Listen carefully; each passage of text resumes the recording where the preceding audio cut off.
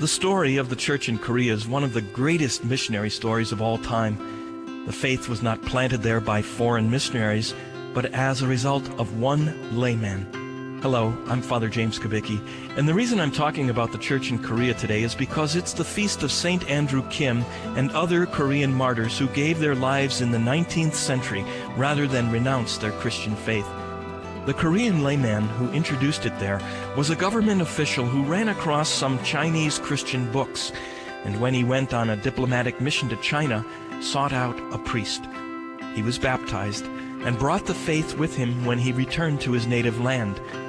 10 years later, when a Chinese priest arrived in Korea, he found 4,000 Christians. Unfortunately, the spread of Christianity was not well received by all, and the government began a persecution that led to the martyrdom of about 8,000 priests, religious, lay people, and a bishop. Let's listen to part of Pope Benedict's address to the Korean bishops who came to Rome for their Ad Limina visit in 2007. The evangelist John's numerous exhortations to abide in the love and truth of Christ evoke the image of a sure and safe dwelling place.